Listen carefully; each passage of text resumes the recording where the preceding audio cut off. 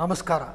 ಈ ಟಿವಿಯ ವೀಕ್ಷಕರಿಗೆ ಯೋಗ ಕ್ಷೇಮ ಕಾರ್ಯಕ್ರಮದ 503ನೇ ತರಗತಿಗೆ ಆತ್ಮೀಯ ಸ್ವಾಗತ. ನಾವು ಈ ಉದರದ ಸ್ನಾಯು ವ್ಯವಸ್ಥೆ, ಯಾಕೆಂತ ಹೇಳಿದ್ರೆ ಇಲ್ಲಿ ಈ ಸ್ನಾಯು ವ್ಯವಸ್ಥೆ ಒಳ್ಳೆಯ ಹದದಲ್ಲಿದ್ದರೆ ಅದು ನಮಗೆ ಸಾಕಷ್ಟು ರೀತಿಯಲ್ಲಿ ಅನುಕೂಲಕರ. ಅದು ಒಂದು ನಾವು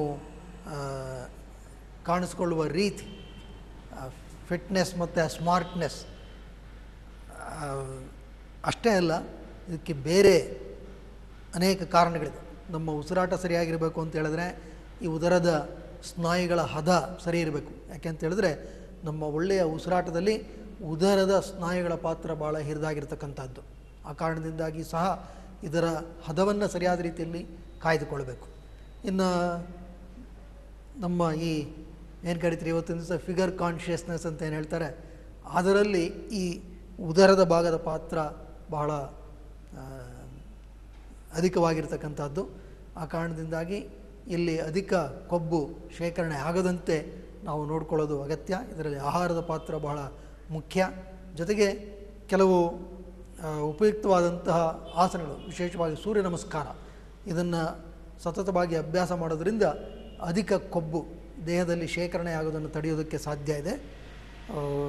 ಸುಮಾರು 108 ಸೂರ್ಯ ನಮಸ್ಕಾರಗಳನ್ನು ಮಾಡಿದ್ರೆ ಸುಮಾರು 400ರಿಂದ 500 kilo ಕ್ಯಾಲರಿಗಳಷ್ಟು Shakti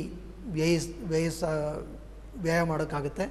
you can burn about 400 to 500 kilo calories by doing 108 cycles of sun salutation. ಇದು ಬಹಳ ಮುಖ್ಯವಾಗಿರ್ತಕ್ಕಂಥದ್ದು. ಮತ್ತು ಈ ಉದರದ ಸ್ನಾಯುಗಳಿಗೆ ಒಳ್ಳೆಯ ಹದವನ್ನು ನೀಡುವ ಮತ್ತಷ್ಟು ಚಲನೆಗಳನ್ನು ಈಗ ನಾವು ಗಮನಿಸೋಣ. ಸ್ವಸ್ತಿಕಾಸನದ ನಿಧಾನವಾಗಿ ಮಲ್ಕೊಳ್ಳಿ. ಈಗಾಗಲೇ ಈ ಪರಿಪೂರ್ಣ ನಾಮಾಸನದ ಕ್ರಮ ಒಂದು ಗಮನಿಸಿದ್ರಿ. ಅಂದರೆ ಮೊದಲು ದೇಹದ ಮೇಲ್ಭಾಗವನ್ನು ಮೇಲಕ್ಕೆತ್ತಿ ಆಮೇಲೆ ಕಾಲನ್ನು ಮೇಲಕ್ಕೆತ್ತೋದು. ಅದರಲ್ಲಿ ಸ್ವಲ್ಪ ವ್ಯತ್ಯಯ ಮಾಡಿ ಒಂದು ಸ್ವಲ್ಪ ಬದಲಾವಣೆ ಮಾಡುವುದರ ಮುಖಾಂತರ ಈ ವ್ಯವಸ್ಥೆಯನ್ನು ಮತ್ತಷ್ಟು ಹದಗೊಳಿಸೋದಕ್ಕೆ ಸಾಧ್ಯ ಇದೆ. ಇದನ್ನು ಮೊದಲು ಗಮನಿಸಿ. ಕೈ ನೇರ ಆಗಬೇಕು, ಕಾಲು ನೇರ ಆಗಬೇಕು. ಮೊದಲು inhale, raise both legs up, ಎರಡೂ ಕಾಲುಗಳನ್ನು ಮೇಲಕ್ಕೆತ್ತಿ ಇಷ್ಟೊಂದು 30 ಡಿಗ್ರಿ ಮೇಲಕ್ಕೆ. ಆಮೇಲೆ ಉಸಿರು ಬಿಡಿ, ಉಸಿರು ತಗೋತಾ ಮತ್ತೆ ದೇಹದ ಮೇಲ್ಭಾಗವನ್ನು ಮೇಲಕ್ಕೆತ್ತಬೇಕು, ರೈಸ್ ಅಪ್. ಆಮೇಲೆ ಉಸಿರು ಬಿಡ್ತಾ ದೇಹದ ಮೇಲ್ಭಾಗ ಕೆಳಗೆ ತೊಗೊಳ್ಳಿ.